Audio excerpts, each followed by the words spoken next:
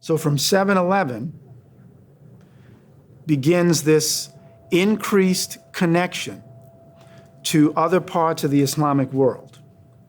The largest empire, larger than the Roman Empire, larger than the Greek Empire, right? And it results in bringing silks from the East. It results in bringing knowledge in different areas of metallurgy, like, people talk about Damascus steel, which will then become Toledo steel, and Toledo, which is a city in Spain, which was then called Al-Andalus or Andalusia. You have people having access to ancient knowledge from Egypt, ancient knowledge from Persia, ancient knowledge from China, India, because these are all areas that the Muslim world has gone into. So all this is being, if you will, funneled and channeled back to Moorish-controlled Spain. 710 or 711 of the Common Era, or AD, Anno Domini, basically is when the Moors, or when the African Islamic armies and Asiatic Islamic armies invade the Iberian Peninsula. Most of them are coming from North and Northwest Africa, and most of them, in terms of the troops, are Amazi, or so-called Berber. But the leadership is coming from Damascus. They're Syrian, and part of what's known as the Umayyad dynasty. So they invade the land, but what's interesting about what's going on is, well, there are two things. One, there'd always been Africans and people from the Near East, Asian peoples, going into the Iberian Peninsula, what we know today as Spain and Portugal. So that was not unusual. There was always exchange back and forth across the Straits of Gibraltar, which used to be called the Pillars of Hercules, in reference to when the Greeks had influence. But with this invasion, which is largely the result, I would say, of two or three things that are going on. One is that the religion of Islam is indeed spreading. So you have larger numbers of people in Africa and other parts of Asia, and in some parts of Southern Europe, but primarily not so much, because it starts, of course, in the Arabian Peninsula, who are either converting to Islam on their own or being encouraged to convert, usually for purposes of trade, for example, and fitting in. But the other thing that's happening is that the Christian population in the Iberian Peninsula, led by people like Roderick, King Roderick, are not really treating their own population very well. But some historians recognize that clearly the disgruntled Christian population didn't have any great allegiance to maintaining the elites, the latifundia, that were in charge of the Iberian Peninsula, especially with King Roderick. And one of the most dominant and noteworthy aspects of this, of course, is then the advances in the sciences, the advances in architecture, and in particular with the sciences, that 12th and 13th century scientific renaissance that historians of science recognize has its direct influence coming from this presence, this connection to the Islamic world. Also involves then improvements in establishing a new educational system. Whereas the emphasis before had been on cathedral schools in the Christian West, which meant you were educated basically if you knew the biography of the saints or hagiography, if you could read Latin, conduct, the Mass, that was essentially educated. There was no emphasis on learning essentially what later would become the liberal arts that we recognize today. And the Muslim population, the Moors in Spain, are right there teaching this information to all who were willing to study it. So they didn't mandate or require somebody to convert to Islam before they studied at Cordoba, or before they studied in Seville, or Toledo, or any place else. And ironically, that's also the case when the Moorish or African or Afro-Asiatic Muslim settlements and invasions occur in places like Sicily and in regions of Crete, or parts of Crete. They're bringing this information to these other places, and these other places then are utilizing it.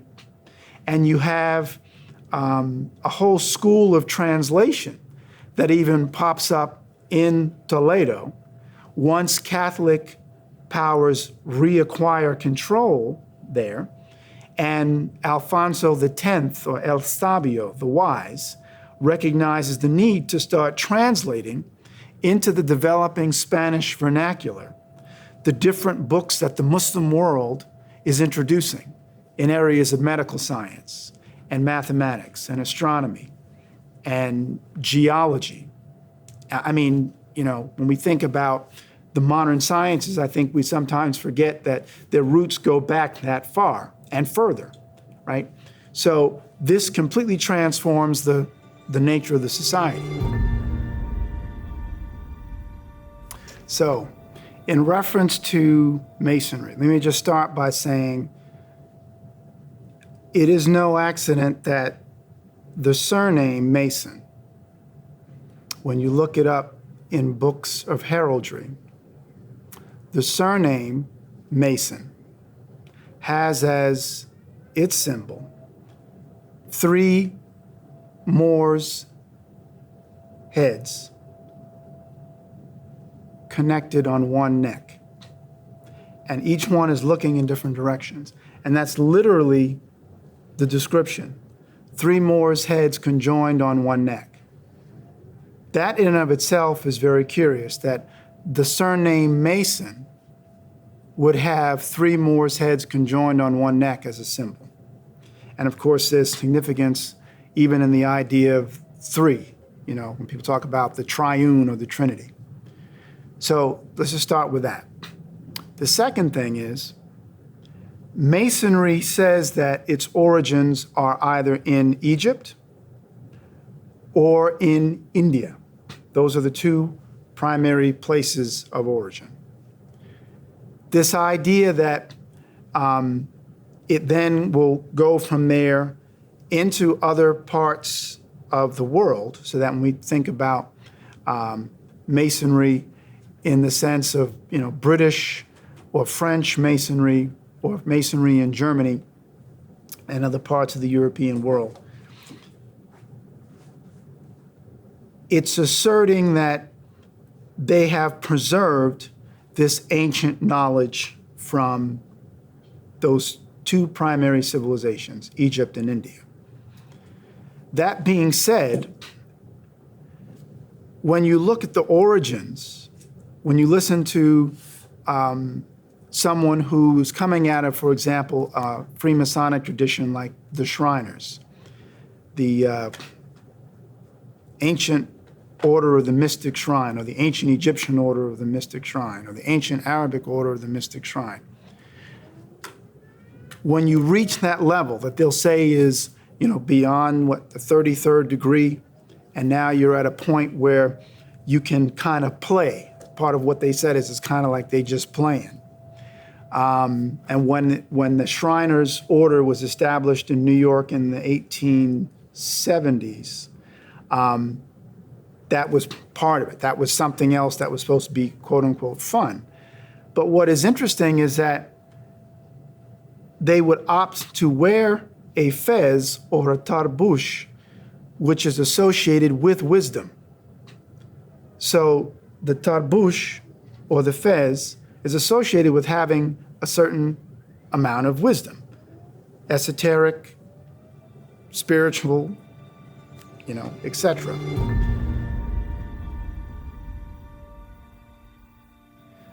The Roman Catholic Church still sees the Muslim world as the threat, right? They're certainly the threat to their monopoly in terms of having a Christian congregation of parishioners. They do not want the Muslim world to be perceived of as really making the kind of contributions that we did. Add to that, when you get to the rise of the asiento, the enslavement trade in the 15th century, where now the focus is largely on the enslavement of Africans, that will further diminish the value of being African and require more of those Europeans in positions of power to try to, as they say, whitewash the history of their own European nations, kingdoms, peoples. And there's even something known as the limpieza de sangre, which is in the 16th century, which basically then says that no person of traceable African or Jewish ancestry can hold a position in the church above that of a priest. So you couldn't be a bishop, you couldn't be a cardinal, and you couldn't clearly be the Pope, right? The Clean Blood Act, the limpieza de sangre. So that's telling you about this whole desire to try to engage in a kind of ethnic cleansing. A very good documentary that came out about 10 years ago by a Cambridge historian, I say a young woman, but she was at the time of doing it, Dr. Bettany Hughes, who did a documentary called When the Moors Ruled Europe. And she basically, it's about a little less than 2 hours. She did a great job of talking about the influence that the Moors had on Europe in like all the areas I mentioned, areas of science, architecture, even religion to an extent, education. The only problem I had was the documentary didn't spend enough time clarifying that the Moors were indeed African people. She started by talking about the beginnings of Islam in Saudi Arabia, which is fine, but there wasn't much emphasis on pointing out that when these people entered into the Iberian Peninsula, and when Alfonso X, in his description recanting this invasion earlier, that occurred some centuries earlier, people recount them as being, as they say, black as cooking pans, the invaders. So these were clearly dark olive complexioned African soldiers that are invading or entering into the Iberian Peninsula and altering, if you will, the culture of the region for the better. The armies of the Umayyad leaders and North African Amazi soldiers invade and basically attack and take over the territory. As they take over, though, and in fact, what's his name? David Lemmering Lewis wrote a book, and now I'm forgetting the name, but he wrote a book a few years ago talking about the Moors, the Moorish control of Spain. And he looks at some of these sources as well that note how the Moorish leadership said and made it clear to their men, for those who resist, there is war. So they did kill people who resisted. For those who don't, you are not to kill, and you're supposed to keep going. And one of the things that's even noted in Bettany Hughes' documentary, When the Moors Ruled Europe, was this same idea of the Moors being far more tolerant than what will be typified by most of their Catholic opposers or opponents, where their attitude is, if you accept that we're now in positions of power, we can keep it moving. And what also is very attractive is the Moors are the ones that come up with this idea of a sharecropping system, where prior to the Moorish invasion, when the latifundia, during the reign of Roderick, the nobles controlled the land. Those on the land were serfs. They owned nothing. If anything, they were owned. The Moorish or Islamic system was to go to the poor farmers. So these are poor European Christian farmers, and say, tell you what, you work the land like you've always worked. You give me a portion of it, and the rest is yours. That's revolutionary.